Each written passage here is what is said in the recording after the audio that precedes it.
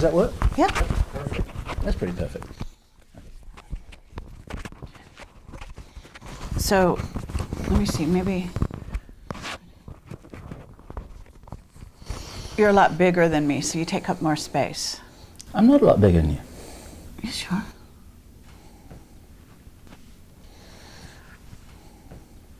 Five, four, three, two. And this is Mel Fabregas from the VERITAS Show, and I have the pleasure, the privilege to be here in the same room with two people that have been an inspiration to our show. We're at the UFO Congress in where are we? Not Nevada, it's in Phoenix, Arizona, in February of 2011. And Kerry, Cassidy, and Bill Ryan from Projects Camelot and Avalon, respectively. How you doing, folks? Good to have you with me. We're doing great. This is a little meeting to be noted in the annals, because whereas the three of us have been communicating together for quite a while, we never actually met in the same room, as you said. And so it's a privilege for me too. This is great, because the last time we did an interview was in the Awake and Aware conference at the end of that in September 2009. That's true. That feels like about 100 years ago, right?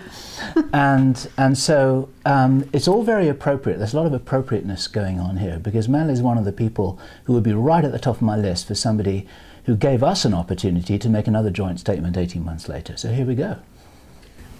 Well, I remember the time when we did the interview, a lot of people were talking about they're going to separate here or there. But I've always found that there's a synergy between the both of you, regardless of you being in different parts of the world or different projects. We always think of the both of you as a synergy. It's very important for people to keep that in mind, that it doesn't matter that the two of you are working separately, you're still working for the same common goal. So I'd like to know what is happening with both of you now. What projects are you dealing with? And now that we have you in the same room, tell us more.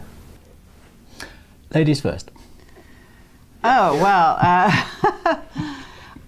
I mean, I would say that what's going on here is that Bill and I have sort of formed a pact, and we've decided that we will honor our friendship regardless of what goes on between us in terms of personal opinions, perspectives, and where we're coming from at any given time. And in this sector that we're in, it's very highly charged. People often have differences of opinions. Good friends have partings of the way. There are all kinds of feuds going on. And we witnessed this from the outside when we first got together, actually. And one of our vows at that time as Project Camelot, which has been over 5 years ago now, was to sort of build bridges between people and not to be one of those groups that goes out and badmouths other groups. And whereas we have our detractors out there and we're aware of them from time to time, we try not to do that. And so what has gone on has been very interesting in the sense that over the last, I guess, 2 years, I would say, after working together pretty much almost 24/7 on all the interviews we did worldwide, and we were very fortunate to be able to do that, we obviously got to know each other extremely well. But in what had happened is we became sort of targeted. And so on top of our growing, you know, as people do grow, and our growing maybe differences and feelings that there were areas that I wanted to delve into that Bill was not as interested in, and witnesses that I wanted to talk to that Bill didn't necessarily even believe. So we come, and vice versa. What happened is that, in a sense, you could have looked at it as we expanded Camelot to allow for us to each to have sort of our own sections of the website.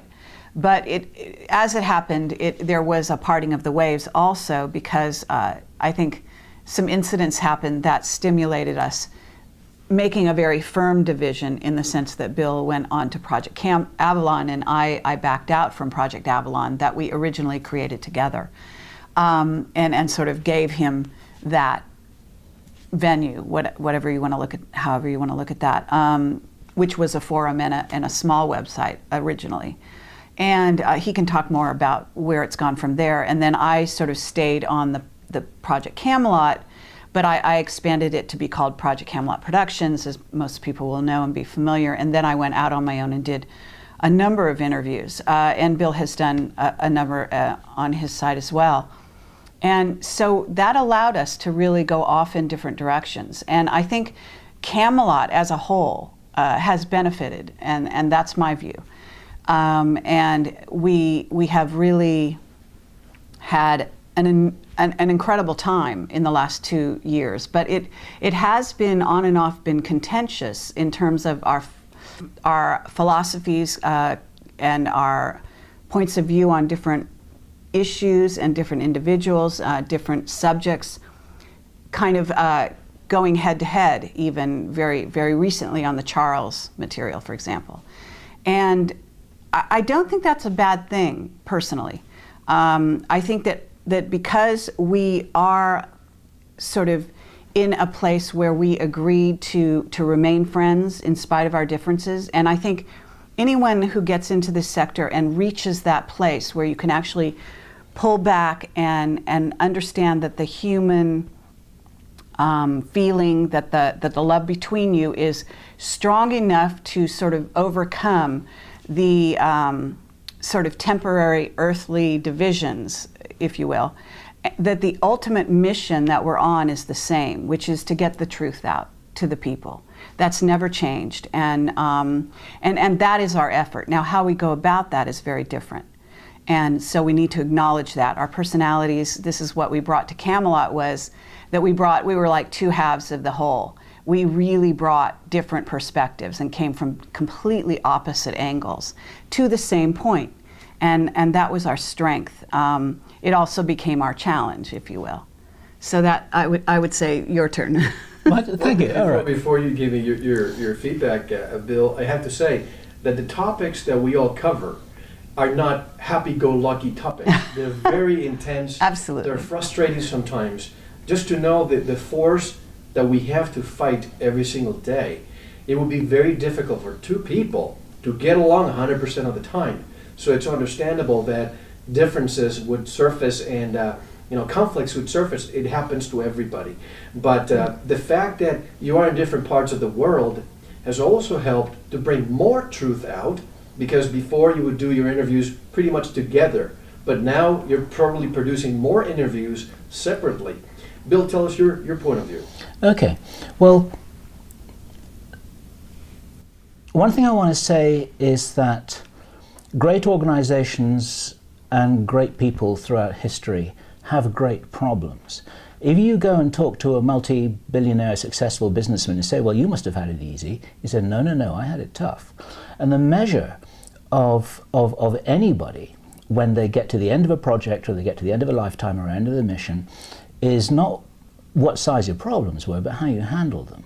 And so inasmuch as all of this is a learning process, the thing that unites us, I think, and we had some speed bumps along the way, but they've been, it's been a process which I've learned a lot from, which I've appreciated, and which I think has been beneficial for everybody. And also seeing the way that we handle the situation as an example, because when you're a little bit in the public eye, as we are, sort of, I'd kind of jokingly call us minor celebrities in the alternative movement, if you like, we're also there to set an example. And a lot of people were really quite upset when we seemed to fly apart, because they thought, well, if these guys can't keep it together, what hope is there for the world? And it's like what Gandhi said, that that we are the change. We have to be the change that we want to see out there. And even though when we came together as Camelot in 2006, we never planned anything, it just happened, it was very organic, it just rolled like a giant rolling snowball down a very steep mountainside. We didn't plan anything at all, but it turned out that the yin and yang of our personalities, our approaches, our experience, everything we brought to the table, it was a perfect complementary fit for many reasons.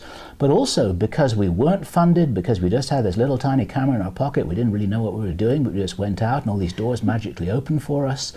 We became sort of, I mean, this isn't meant to be egoistic, but we were told that we became grassroots heroes for a lot of people. It's like, look what you guys can do, you go. you know, and so we went. And everywhere we did go, we encouraged other people to do the same. We said, look, you know, we're not special, we're not different, we're just a couple of people who, because of our life circumstances, we didn't have families, we didn't have jobs, we didn't have mortgages, we didn't have real estate, we weren't locked down in any one place. We could just pick up this ball and run with it. And this is one of the things that united us both, the fact that for whatever reasons, whether we're smart or whether we're dumb, we're both pretty fearless. It's like, okay, come get me, I don't care, I'll just come back. You know, I'm not afraid of dying and neither are you. And this is one of the many examples that I think that without, as I said, without deliberately setting out, it's kind of been that way, because people are looking out there from the seats in the audience saying, look at what these guys are doing. And this is what unites us, the fact that we're committed to the truth, we're going to get there whatever it takes. We have different styles, but that's okay, because we can look at this big elephant from all kinds of different angles. And when things started to get difficult for us at the end of 2009, what had happened back then was that we had upset a lot of people. There's a story here that has not been told. In my personal opinion, and I'd love Kerry to comment on this, we'd upset 7 significant groups of people by the time we got to the back end of 2009. And a decision had been made to take us down one way or another. You agree with that? Yeah, that much I believe is true. Although I think who decided that and the groups that sort of set to work on that it doesn't were matter. different. It's like who killed JFK? Probably everybody wanted him out of the way, you know. Right. In our case, the first group we upset were the Illuminati themselves after we messed with Leo Zagami. Then we probably messed off upset the Vatican. Yeah. The Vatican is like... I'd like to explore all these areas because there's a lot of rumor out there of what influences you had in the separation. Forces that, from the powers that want to be, that wanted to see you separate so that you could fall. There's a lot of rumor out there, and I'd like to make sure that we can set the record straight. And you mentioned a few names. Well, sure. I mean, this is a long list. I only just started 2 of them. Right. Okay. So my take on it is that we probably upset the Illuminati after our Leo Zagami interview in February 2008. About 6 months after that, we met Jake Simpson. And behind Jake Simpson was, it could have been the present time Anunnaki, but we upset somebody because the information that he revealed through us was really on the edge of a lot of stuff that hadn't been published before, and we know that there are Anunnaki connections behind Jake, or rather operating in the realms that Jake was kind of touching into, because he told us this. If you could, Bill, I don't mean to interject, but Leo Zagami, a lot of us know who he is, but give us a little bit of a background of these individuals that could have been forces that worked against you. Leo Zagami was an Illuminati whistleblower. He came out, he talked to us for 2 hours saying, this is what's going on, this is who the Illuminati are, this is who I am. He had a whole sheaf of papers, he wanted to talk about everything. He was doing what he could in his own style to blow the whistle on what the Illuminati were up to. Very soon after that, he was taken back. He was taken back. And I'm as sure as I can be personally that at that point they set some of their stuff on us, because they use magic, and they really do use magic. And I don't mean kind of hocus pocus stage magician stuff. I'm talking about deep, dark, black magic. And this is a reality. Now, this in itself is a whole radio show for you. So, I mean, we can't even go there here. We just have to acknowledge its existence. Yeah, Would you totally agree with that? Yes, but you have to understand that Leo Zagami came from the dark side of the Vatican. So it's not just Illuminati in a general sense of that term, because that's a very wide bucket at this point on the planet. But what we're talking about is specifically the dark side of the Vatican, having to do with the Black Pope, et cetera, et cetera, et cetera. So I just want to clarify that. Yeah, and it's a big box of stuff. It's got a lot of stuff in it. We don't know exactly what's in there, but there's something in it. And the only real reference point I'm making here is that we upset whatever it was that was in that box. Right, and one of the indications of that was, because we didn't just come to this conclusion out of nowhere, was when we went and interviewed Lucas Scantamburlo about Planet X, and our car was broken into at the Milan airport. And then we flew to Norway right after that, and that was when our car was. So it was in between those two interviews to interview. We interviewed Leo Zagami in Norway. Yeah, all of that kind of stuff. And so that was one incident. We also had the flat tire at the top of. But we're going into too much detail here. I know, but I've only they just have they need you know, they also need the nuts and bolts of where how this threat manifested. Right. Okay. So there's some connection between Leo Zagami and the Illuminati, and at that point, I think we became a red flag on someone's radar. Okay. Then soon after that, 6 months after that, we had the whole Jake Simpson stuff. Jake Simpson is a whistleblower who worked deeply in the what can we say, the intelligence, military intelligence of several major Western world countries. He's psychically trained. He knows a lot of stuff. We have a report on the Camelot website about it. And what he would do, and this is a very important story to tell here. Let me see if I can do this in just a minute flat. When he told us stuff, he would be very guarded, and he'd be talking in code words, and he'd be sort of just kind of, he'd be talking really enigmatically, almost like he was looking around him psychically if anyone was listening. Now, there wasn't anyone around. He'd do this even if he was on his own. And then 10 minutes later, he'd say something much more clearly. And after a couple of days of this, I said to him, "You're timing what you say to us, aren't you?" And he said, "Yes." He said, "I'm avoiding the sweeps." And I said, "Well, what are the sweeps you're talking about? Is this electromagnetic surveillance?" He said, "No." He said, "It's something that makes electromagnetic surveillance look like it's in the Stone Age." And to cut this long story short, he told us that there was a surveillance system that operated in hyperspace that's been in existence for more than 20 years, in which any conversation anywhere can be plucked out of the reality matrix and downloaded to a database. They don't need microphones. It's not even done electronically. It's a hyperspace thing. It's been back engineered. But it's in AI. It's AI. Get to the bottom line. It's more than echelon? No, Yes. oh, there's much more than that. It's got nothing that. to do with code words. It's got to do, what he told us. I'll tell you what he told us. This is my paraphrase of what he told us. Somebody right now, probably in Pine Gap or one of these places, could decide that they wanted to figure out what Mel had said to Bill and Kerry yesterday. And then they dial it up and they pull it out and they find it. It's directly connected into the Akashic records, if you like. It's not limited to time. Now, they can't get everything because they can't analyze the data. So they still have to be specific, and it's not 100% perfect. But when I was talking with Jake, at the very, very end, I had an interesting experience. We were there with him for experience. Excuse me, because I was there too. But the experience I had was after you went to bed. I know, but it was happening before that. So I understand that's what that. you don't. Yeah, maybe I realize. understand that. I'm just reporting the experience that I had. Okay. It was very late at night. We were having a barbecue out on the terrace in the sunshine. Late at night, we're having a barbecue out on the terrace in the heat of this tropical environment. It was very, very pleasant. Kerry had already gone to bed. It was about 2 o'clock in the morning, and Jake said, "I've got some stuff that I really want to tell you because you're leaving tomorrow, and I'm going to take a risk and tell you this stuff." And he was in a rented villa. There was no electronics around. Nobody could have predicted we were going to have this conversation. He started to talk about it, and he had to work really hard to make his mouth move. He described it as fighting your way like a cartoon character trying to fight their way through a bubblegum bubble. And on the other side of this, I was falling asleep. Suddenly, I was going really dopey, like I'd just been injected with something, and I was fighting to stay awake. He was fighting to talk. He forced himself to tell me whatever it was that he told me. We kept on going till about 4 o'clock in the morning. I went off to bed. I saw him for breakfast the next day, and I said to him, "You know what? That weird thing that happened last night, I can't remember what it was that you were trying to tell me." And he said, "You know what? It's just as well."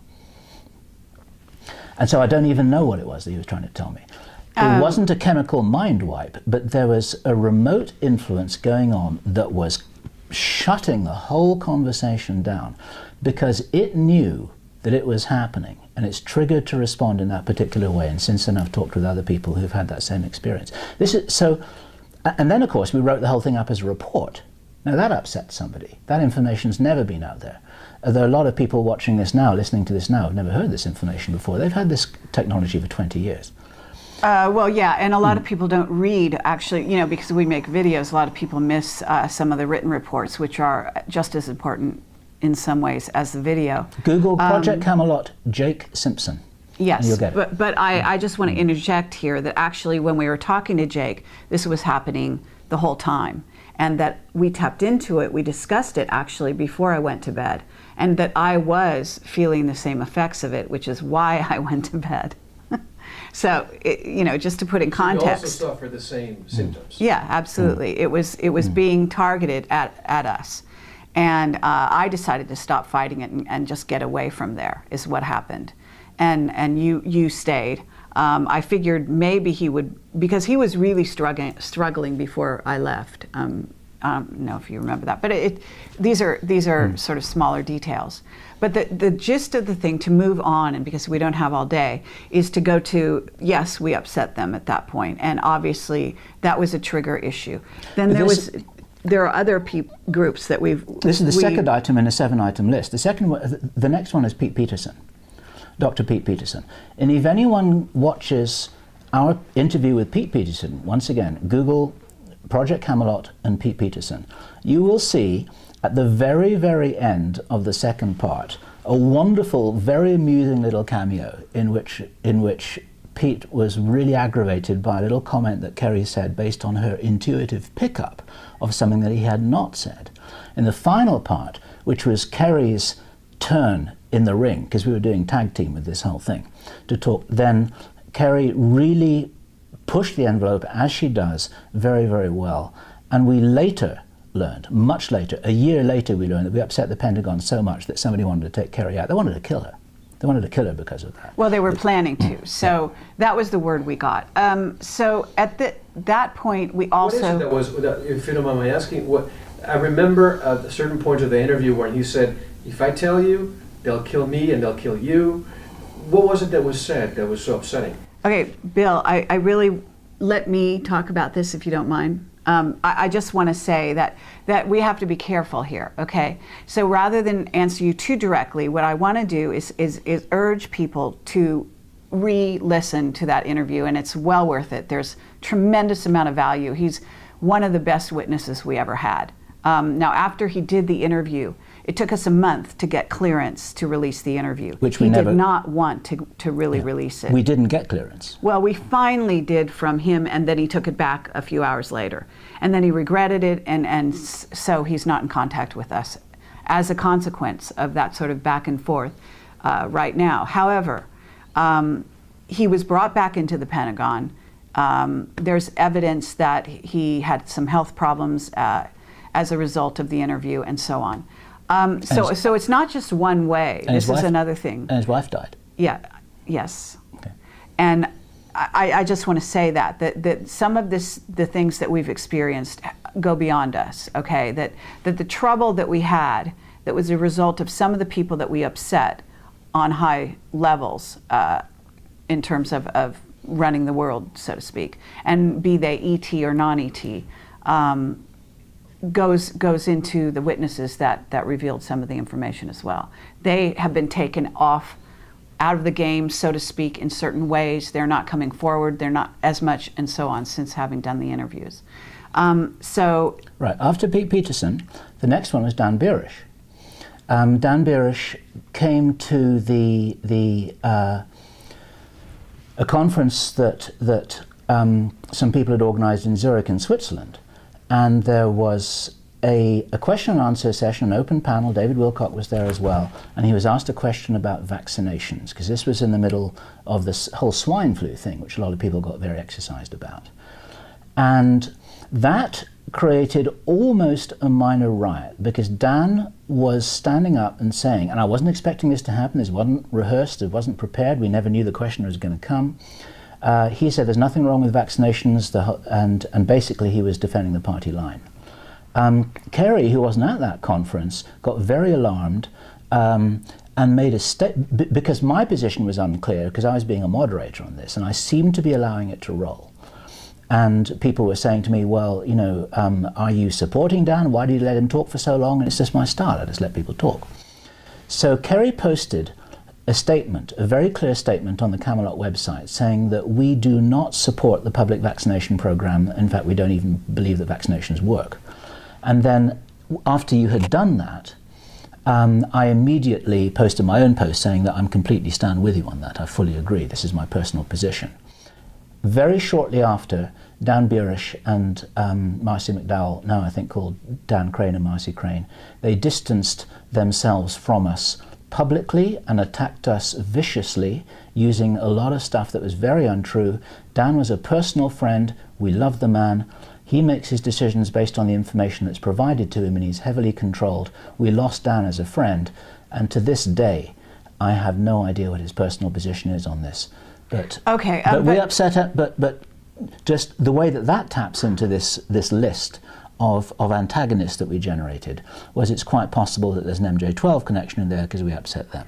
Yes, but I actually have to bring my piece to this, because what happened also was that there was some behind-the-scenes machinations going on during that conference, which indicated that there was some premeditation on their part in terms of them beginning to pull away from us, even before this sort of incident that happened with Dan. And there was a simultaneous experience or occurrence and that happened. And I was not invited, I was not allowed to come to that conference, even though I wanted to. But Henry Deacon was there. And he was also there. He went on stage and he backed Brian O'Leary in terms of free energy on stage, and he came forward there. You want to say who Henry is? Henry Deacon is one of our witnesses. He's a person who has worked in Black projects, who was very unusual in that he didn't specialize in and get into this silo sort of notion. He was more like, and this is a loose sense of the use of the word, but a project manager. And he worked for various 3-letter agency, 4-letter agencies.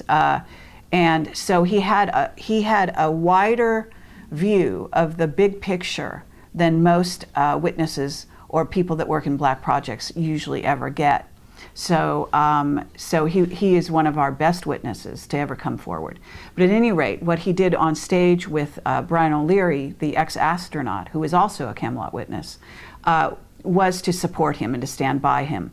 This happened simultaneously, whereas at the same time, Dan and Marcy were also doing something behind the scenes with regard to Bill in a hotel room where he was surreptitiously, supposedly filmed, saying negative things about me. And what happened was that it appears that was a premeditated event that Majestic must have set them up to do. And so that's correct. There was some kind of a sting involved there as well. Right. There was. So then what happened right after that conference was that everyone was so surprised that Henry Deacon came on stage and revealed who he was, that the organizers of the Barcelona conference that happened a couple weeks later invited Henry Deacon and paid his way to go down to that conference. And they actually didn't want him to speak, they just wanted to allow him to be there. I'm not sure what was going on there with their sort of motivation or whatever, but obviously they were interested to meet him personally, I imagine.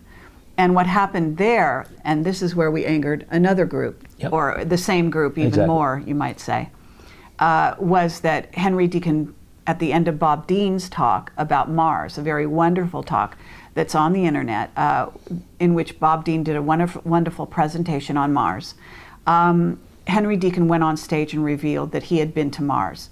I had suggested to him that this was an opportunity to do so, since we were frustrated that he didn't have an opportunity to actually speak himself. And then he actually told me no, first of all, and then I left and went across the auditorium to where I was sitting on the other side. And then I saw him actually go up to the front of the stage, and having changed his mind, I accompanied him on stage simply to give him sort of moral support. This is the first time he ever went public in terms of revealing who he was and the fact that he'd been on Mars. And he was extremely nervous. He's been widely criticized because he didn't go into any depth at that point. But we were actually told to get off the stage. It was something of a contentious event. Bob Dean was more than happy to have us there at the end of his presentation. have a long history with Bob Dean. But we don't know exactly what went on there, except that I do know that Stephen Greer seemed to be instrumental in some way at the back of the stage after we left the stage in Barcelona, and there were some incidents with regard to free energy activists, and they had some misunderstandings, thinking that Greer had threatened them when in fact he didn't. And we were instrumental in clearing that misunderstanding up. The upshot is that there was no question that Henry was threatened about a week after that. He arrived at Amsterdam, where he'd also been invited to do a conference. Everyone flocked to that place thinking he was going to say more about his Mars experience, and he talked about vitamin D3. Right. Which is very important, but nonetheless, it was clear, he made some clear statements to us. And a lot of people said, who's got to him? Indicated that he was then afraid. And we knew him we knew him in depth. We spent hours and hours with him, even staying with him at some point, or vice versa. And so I have to say that we knew his personality well enough to know that he had seemed to have been threatened, even though he denied being threatened. And that's important to say. And an interesting thing is that Jake Simpson, who we were talking about just a few moments ago, who's got a deep understanding of some of these things, he said, I think to you, Kerry, personally, he said he will never be permitted to talk about the reality of the Mars program in public. We crossed a line, you see. If you've got an anonymous whistleblower who hasn't got a face, who's just got a pseudonym, and who hasn't got a real name and never appears on any stage and just writes anonymous reports, you've got the plausible deniability built into that as a fuse in the circuit, and people can say, well, you've got enough people on the internet saying that he's crazy and that he's unreal, we don't need to worry about that. He's actually operating as a problem for Camelot, and it doesn't really matter. As soon as a guy comes up saying, this is my real name, this is who I am, I've got a face, and this is my story, then it crosses a line. And that line was another line that was crossed in that summer of 2009. Yes. Isn't it, Bill and Kerry, that people like Jake Simpson or Henry Deacon are stopped from talking about Mars, but here we have Andrew Bashago, for example, a practicing attorney who talks for hours and hours about Project Pegasus and what he went through. I just don't understand why one side can talk, and then you have Laura Eisenhower talking about the same subject. Yeah, but you have to understand that what we deal with are whistleblowers with hands-on experience in sort of this, more mainstream paradigm. In other words, this was a guy who really did work for black projects. He signed non-disclosure agreements, okay? Whereas Andy Bashago and Laura Eisenhower are more experiencers coming forward, okay? They don't have the credentials in the black projects, which make them the kind of real-world threat that the mainstream would take seriously, okay? Now, that doesn't mean their stories aren't true. It simply means that if you wanted to back that up with documentation. Now, Andy is trying to bring documentation forward, but even that is very difficult. He may be successful ultimately, but one cannot say. Okay. I can certainly tell you that Henry Deacon is a much bigger threat to the national security state, if you will, the powers that be, because of who he is and where his access, if you will. And then either of them. So it's a level of threat, if you will. So there are two more groups that we upset, and we still haven't got to those yet. At the Barcelona conference also, there was there's an interesting encounter with Stephen Greer that has become infamous. We never planned to interview him. We hoped to interview him. We had figured that we would never get the chance, and actually he crashed in on us and said, okay, I want to do an interview right now. We weren't prepared. If we could go back in time, I think we would have done it in a different way. But what happened was a clash that was rather like Ali versus Frazier, because there was no way that Stephen Greer, in the opinion of us both, could be allowed to say the things that he was saying, which are not true on 3 different counts. He had stood up the previous day in front of the Barcelona crowd, 1,000 people in the auditorium there, to say 3 things that were not true. One is that as a fact he was saying that there are no extraterrestrials which are not benevolent. Secondly, he said that that all abductions were milabs. All abductions were basically complicated technological psyops that were orchestrated by the American military. And thirdly, he said, unbelievably to a lot of people who heard it, that there's no ongoing relationship between the American military and any extraterrestrial race. I mean, John Alexander could have said all of those things. And you said on the Camelot site, what did you say? Do you remember? Yeah, if you don't mind. What happened was, the reason Stephen Greer kind of barged in after our interview, we had done a future talk in this little tiny room behind the stage at Barcelona, and we were sort of secluded, and we did a future talk there with Henry Deacon and Bob Dean and Alfred Weber. Right at the end of it, Stephen Greer walked in with his entourage, sat himself down and said, okay, I'm ready, let's do the interview. At that point, we were sort of taken off guard, but we were willing to play ball. We did warn him before that interview that it would be contentious because it was obvious. The day before, he had done exactly as Bill said, and I took issue with that. I said that this cannot go, because the reason it couldn't go was that people respected him because of the Disclosure Project. And so for him to go on stage and suddenly say these untruths, people would tend to be misled. On the Camelot blog, you said it was insidious. Absolutely. Those are the words you used. And so what happened was, of course, he doesn't read my blog, but someone in his group was a Camelot fan and follower, whatever you want to call that. And they read my blog. They saw the post I made, and they told Stephen. And so that's why he came in, and we were basically in a position where a certain contentious battle was going to take place. At that point, we basically said, okay, fine, we'll go ahead with it. And I have to say that, unfortunately, starting an interview like that has never happened to us before, and it's never happened since. But we're going to play ball. And should something like that happen again, you know, that's okay. But what I want to say here is that he handled himself well.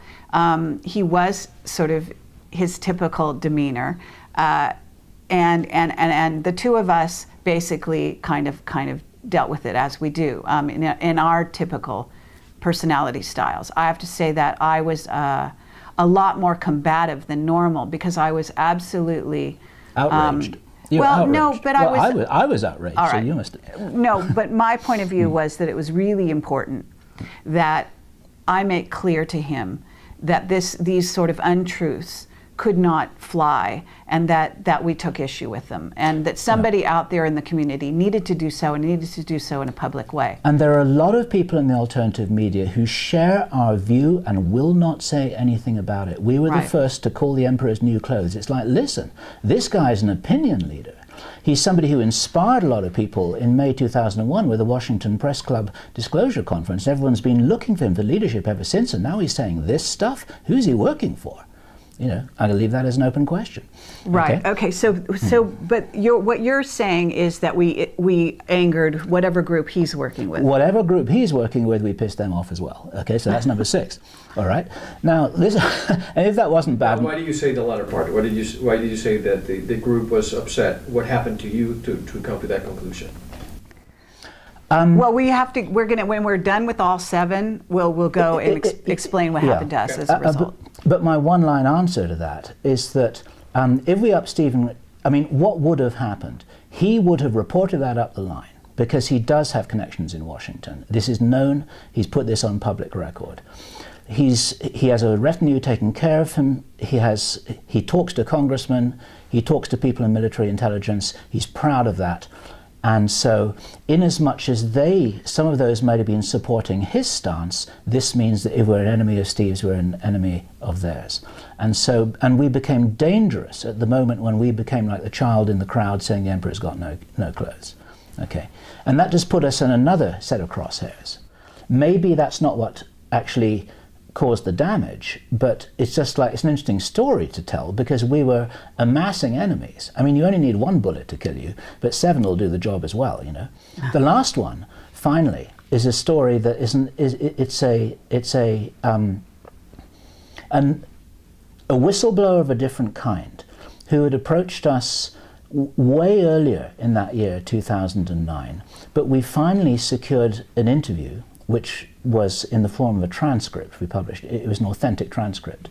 with somebody who had become a whistleblowing enemy of the Church of Scientology back in 1982 and was instrumental in a huge change of paradigm of how the Church of Scientology operated. This person was a Scientology whistleblower in 1982. They had become famous in those circles. No one knew who they were. They went under a pseudonym Dane Tops, which is a very unusual name.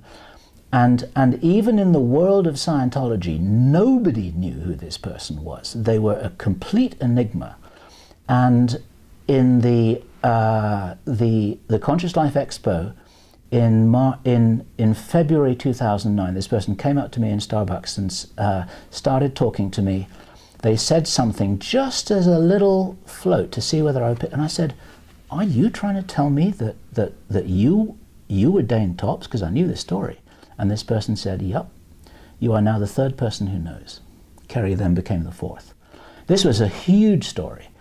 And so and that interview is on our website as well. Yeah. So not to go into too deep with that, but the Church of Scientology, Bill is also a member of what's called Ron's Org, which is a free zone Scientology group. I've never been that is an enemy of Church of Scientology Clarify already. that there, because I've heard some rumors floating around that you are a Scientologist, and you might want to clear the air on this one. Oh, I can clarify. Yeah, sure. I mean, there's no air to clear.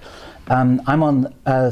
There's a document on the internet called the Church of Scientology Enemies List. I'm one of the people on that list, and I'm proud to be on that list. I've never been in the Church of Scientology, ever. I've never been a member of the Church of Scientology.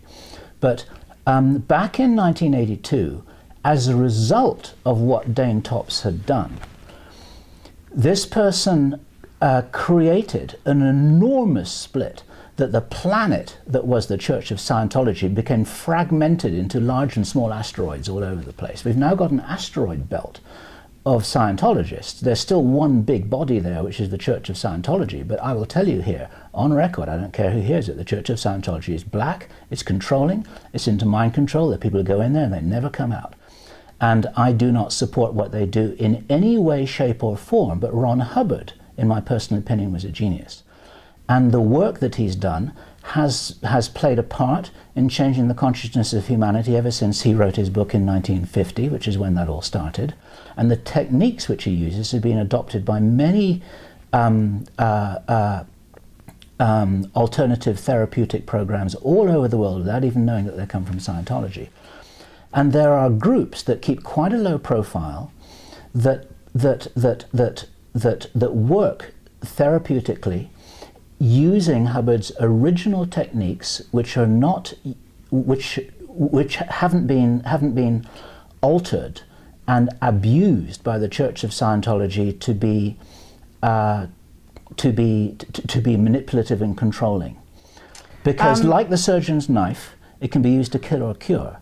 Any techniques that reach deeply inside the human mind, inside the deeply psyche, can be inside the human psyche, can be used in any way at all, and it depends on the intention. Okay, if the intentions are good, if the intention is an honorable, ethical intention, you can create miracles with this stuff. And so, okay, but let's talk about the various, rather than go into Scientology any deeper. Let's basically say that you're part of what's called Ron's Org. It's called Ron's Org. Yeah, explain what that is. Yeah, sure. Ron is named Ron's was what L. Ron Hubbard was affectionately known as his friends. Scientology uses a lot of acronyms and abbreviations, and an organization, they call it an org. So somebody, when this started back in 1980, they decided that one of the lifeboat organizations, one of the splinter groups, the largest asteroid in this smashed up planet, it was suggested that it be called Ron's Org, and the name has stuck. And so this organization works primarily in Europe. There are quite a few in America, an enormous amount in Russia, where it's taken off like wildfire. There are tens of thousands of people worldwide, and they're continuing Hubbard's work.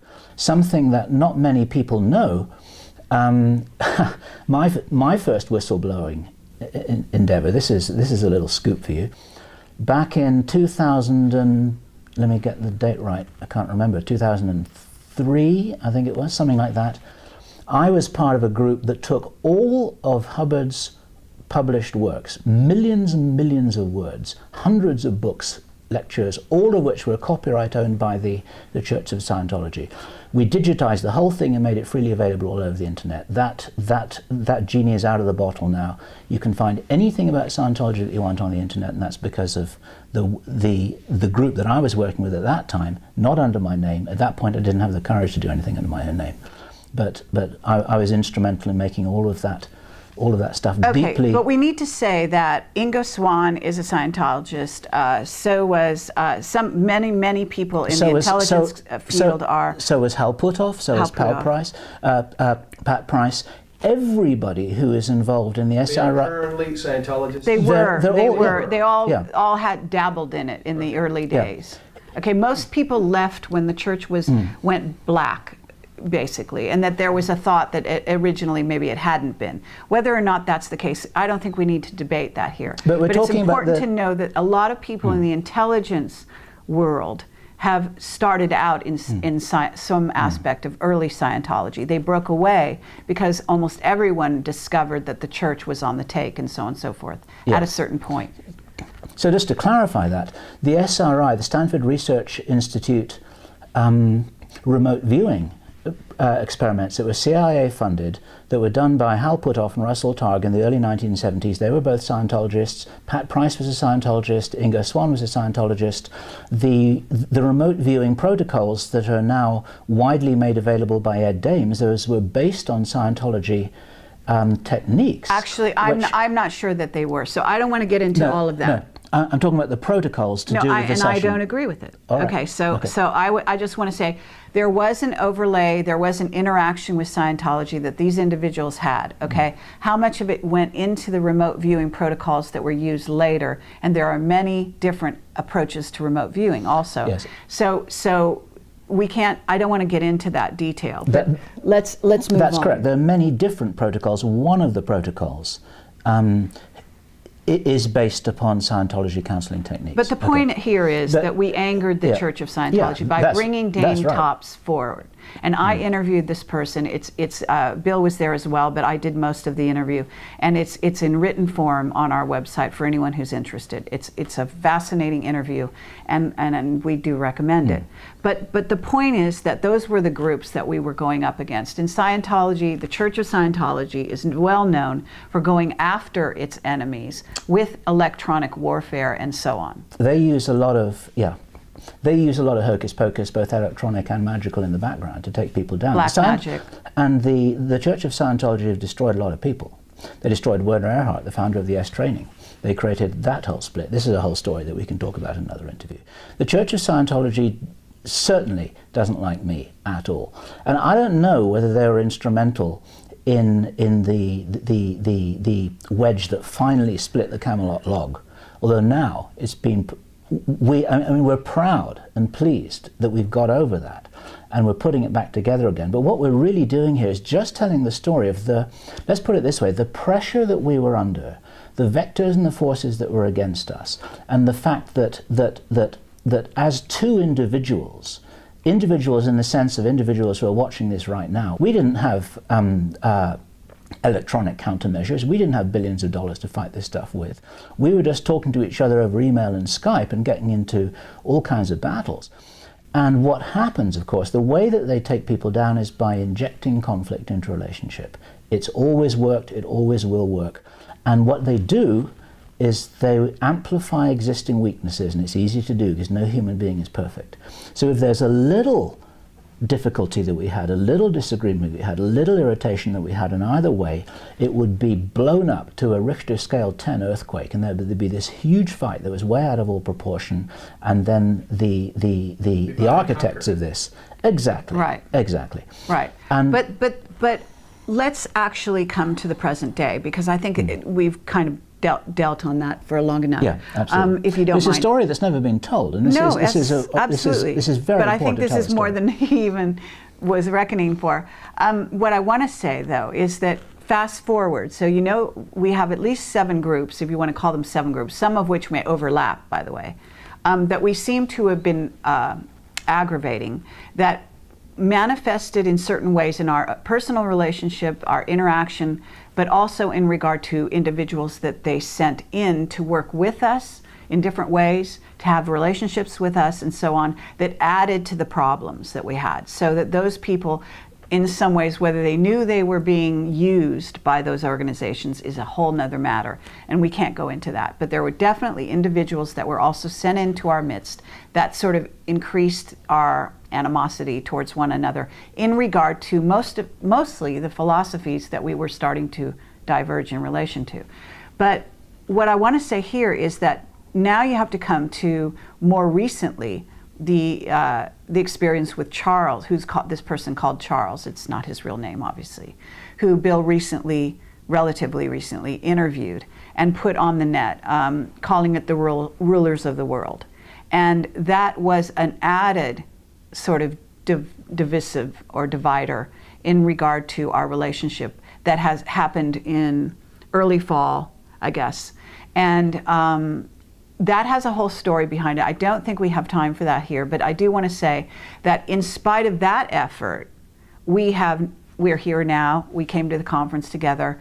We are moving forward. We've done interviews together, and actually, you know, we're getting along fine. So we've kind of moved beyond this. And there's but it's a whole important bunch to know of people. that they haven't given up, I guess. There are a whole you might bunch of say. people who are overjoyed to see us together. And this is the reason why we're here, actually, is to talk to people together, to meet old friends together, to do interviews like this together. We needed to make a public statement that that we're working together, we're still friends. I'm going to jump into Kerry's car, we're going to go off back, we've got joint projects. I don't know how long I'm going to be in California for. We've got all kinds of things going on in the background.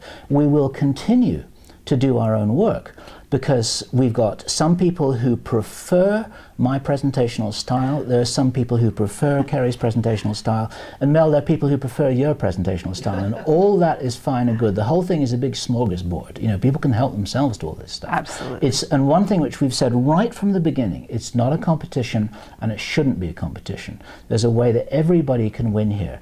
I support Kerry's work. She's a person of enormous integrity. Okay, don't start with that. I support your work. You're a person of integrity. But yes, this is You don't want me to given. say nice things about you? No, I don't want to do This that. is turning out to be a very, very enlightening conversation between the both of you and I. And I was only going to have one segment, but I'm willing, if we're not evicted or vacated from this room, if you're able to stay for another segment, I would like to make it a full show, because there's a lot happening in the year 2011, and we all know 2012 is coming soon. A lot of people think that because we interview, the answers lie with others, but we tend to connect dots, and the two of you have probably connected more dots than a lot of people, and I would be willing to stay for another segment if you have the time, so we can explore that after you continue explaining what has happened to you in the past year. Sounds good to me. I'd like to do that. Okay. Okay, Yeah, well, sure. let's continue until this day finishes. Yeah. Okay. If I can say this just as a break point here, if we're going to go on for another hour, I would be delighted to do that, but I'd like to have a sandwich and a cup of coffee. Sure. That only needs to take 3 minutes because I eat quick. But I need Let's finish to this put some. statement, we can take a break and Good. eat and do whatever. So Yeah, that would be great. tell us, let's see.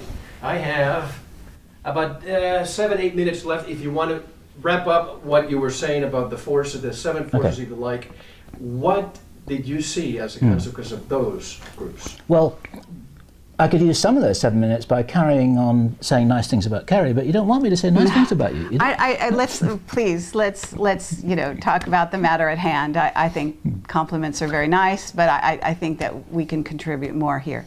Okay, so if you get hit by a hail of bullets, you don't actually necessarily need to analyze where they come from. You just need to know that you got hit and the fact that you've upset somebody.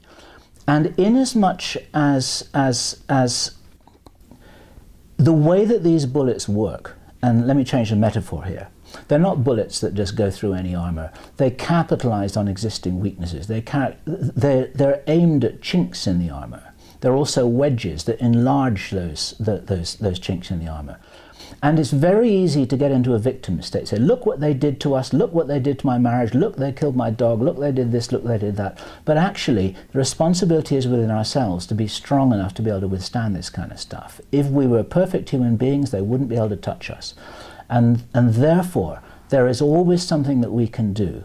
Every time we have a disagreement, and we will have disagreements, and the reason why we have disagreements is because we care a great deal and we're passionate. We're both very strong characters, indeed, and we can both stand like our feet are planted in concrete and not move at all sometimes when this kind of things happen. And then it's a question, just as I was saying right at the beginning of this, that highly successful people have enormous problems. And if we're faced with an enormous problem, then it's a question of how we handle that, and that's entirely up to us. There's no Well, one I else. wouldn't say that we have enormous problems. I think that would be going over the top. I mean, I actually think we actually get along very well. But yes, we will have challenges along the way because we will have witnesses come forward. And this is where you get to the root of the issue, which is really that because now Camelot and Avalon have a profile and have sort of an image out there, and we are looked to interview people, to be investigative reporters, to go down the rabbit hole, to reveal the truth to people. What we come forward with reflects on each other and reflects on basically Camelot and Avalon and how people perceive the work we do now and the work we've done in the past. So it becomes a body of work, and you as a journalist, Mel, can appreciate this. And so I think that that's where we get into a thing where we're, in a sense, we're part of something bigger than ourselves, okay? And it's become a presence on the internet. It's become a known factor in people's lives, in changing people's lives. And so what happens as you go along and you gather all of that, then what the next person we bring forward reflects on the whole. And it becomes very, very intense. And I have to say behind the scenes that people don't maybe realize this, but the Camelot witnesses are people that we have ongoing relationships with normally, even after, long after the first interview is done. And it's an interesting thing, maybe this doesn't happen all the time, but they even weigh in with us on the current witnesses. Maybe that's not known. And we don't go out and say, well, so-and-so said this about so-and-so, because we're not playing that game. But it's important to know that those people that have been interviewed by us are also concerned. For example, if we should go off the deep end and start losing our focus and start interviewing people that are telling lies, for example, one right after the other. Now, it's a given that anyone we've interviewed is bringing their filter into the information they reveal. And so within that scenario, you have to understand that there will be inaccuracies. There will be untruths. But what we are doing is putting a camera in front of people and allowing the viewer to make up their own mind. We are not saying this is truth and this is falsity. What we're doing. But we are, just let me finish. It's accompanying us on our journey. This is why, this is the original Yes. philosophy. It's like, come with us on our journey of learning.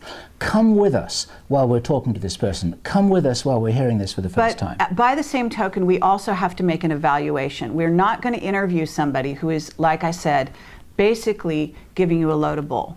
Okay? What we do is we select a witness based on the amount of truth we believe they can bring to the table. That's really important. Okay, so with that in mind, we move forward. And what has happened as we've done that, as we move forward, some of those individuals have become more contentious because what they bring to the table may be extremely controversial. So by that token, what we have is we have individuals, we have our audience who are all weighing in with us, as well as our differing opinions over what witness was selected, why, what they're bringing to the table, and whether that information is really helping to show what is ultimately our mission, what we call the big picture. Okay? Do they have a piece of the puzzle that hasn't been revealed up to then? Or if they have one that has been revealed, do they bring new elements to it? Do they bring a new perspective to it? What is it that why are we spending our time interviewing them? And this kind of pressure, if you will, or perspective is what has come around all the people we are now interviewing. And so with that in mind, we have the most recent event with Charles, which became contentious on both our parts. Now, what I would say about that is we don't want to go into that because there's no time for it here. But I do want to say that I acknowledge that from my point of view and from the point of view of a group of people out there, we find his information to be questionable, highly questionable. Who he is questionable, and so on and so forth. I just want to be absolute. I want you to be completely clear about this. That this is your personal opinion. Yeah, I just said what from my point of view. Okay, I don't know how else to put that. No, you said we. No, I said just from my point of view and a group. Now there are groups of people. They start to faction out. 30 seconds. Okay, so in your case, you know, Bill brings forward a witness. I've done the same thing with the Heather material, for example, another very controversial piece of information and a couple of witnesses, Ben Murphy and a person who called themselves Heather. And so what happens is Bill found that to be contentious, and a whole group of people found that to be contentious and to be questionable as well. And that's all fair. In other words, what happens now is that as we move down this road, getting closer and closer to 2012 and beyond, the witnesses that we brought forward up to now are questioning. They are bringing forward new material. I have to stop you because the tape will end, and I don't want to leave a cliffhanger, but okay. I just left a cliffhanger for the next segment. So we're going to take a little break. Great. And we'll be right back and continue with this exciting conversation with Kerry Cassidy and Bill Ryan from Project Camelot at Avalon. We'll be right back. This is Mel Fabregas from the VERITAS Show. Don't go anywhere.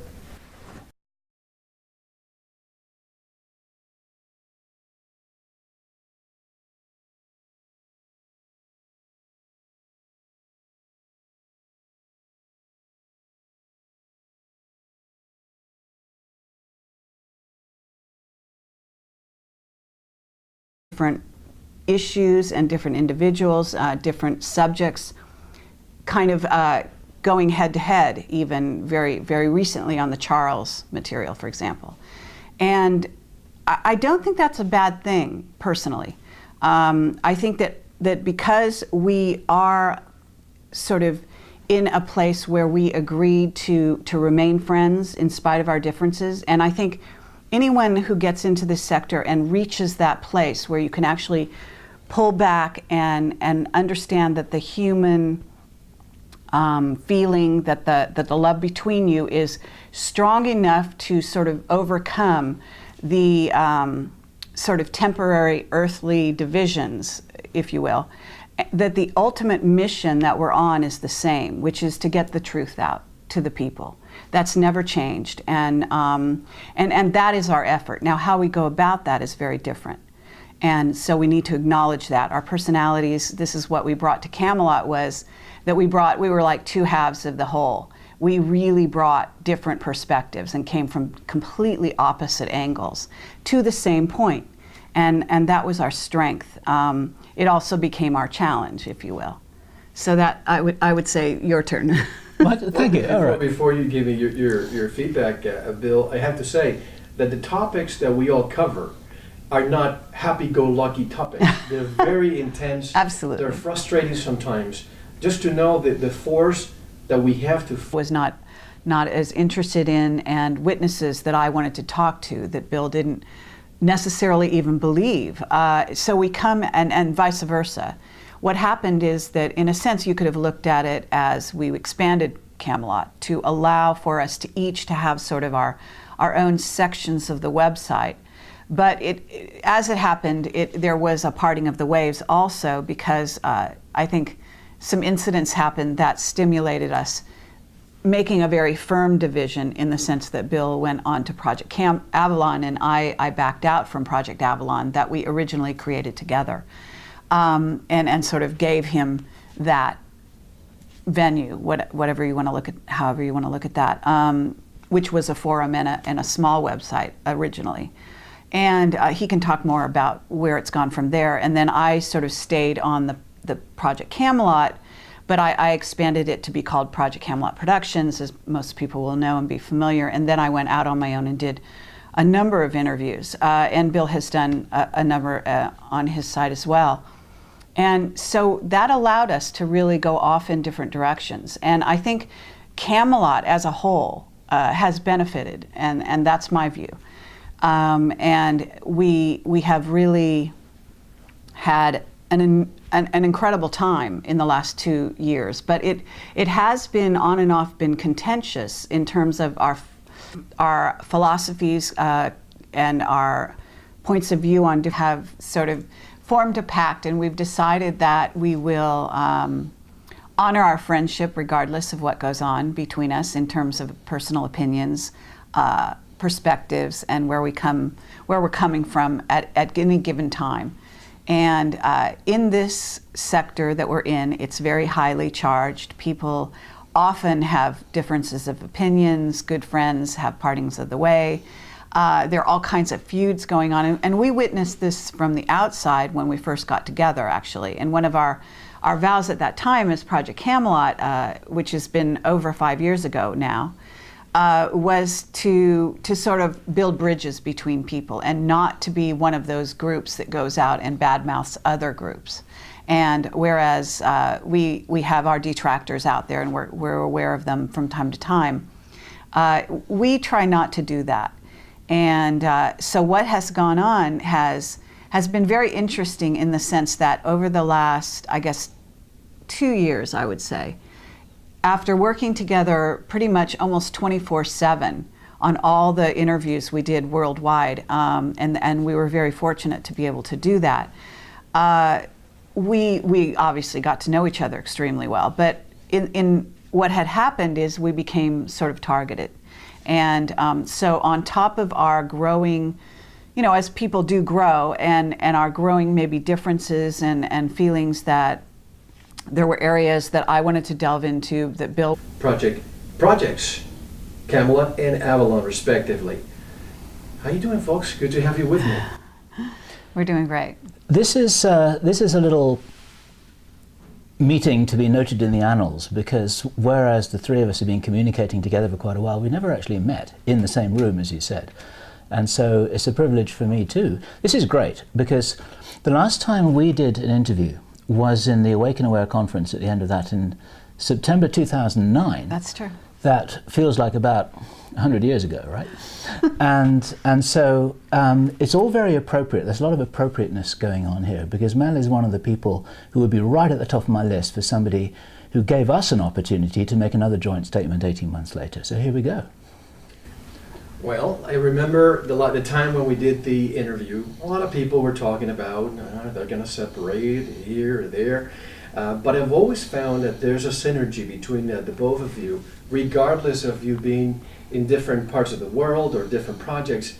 We always think of the both of you as a synergy. It's very important for people to keep that in mind, that it doesn't matter that the two of you are working separately, you're still working for the same common goal. So I'd like to know what is happening with both of you now. What projects are you dealing with? And now that we have you in the same room, tell us more. Ladies first. Oh, well, I mean, I would say that what's going on here is that Bill and I...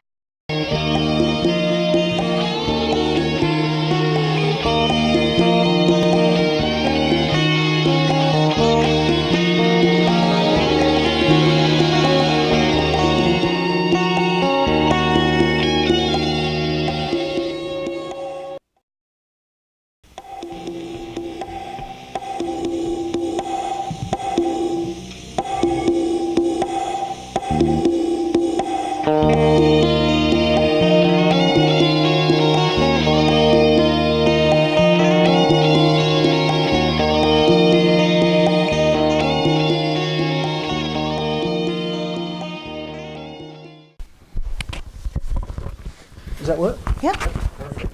That's pretty perfect. So, let me see, maybe... You're a lot bigger than me, so you take up more space. I'm not a lot bigger than you. You sure?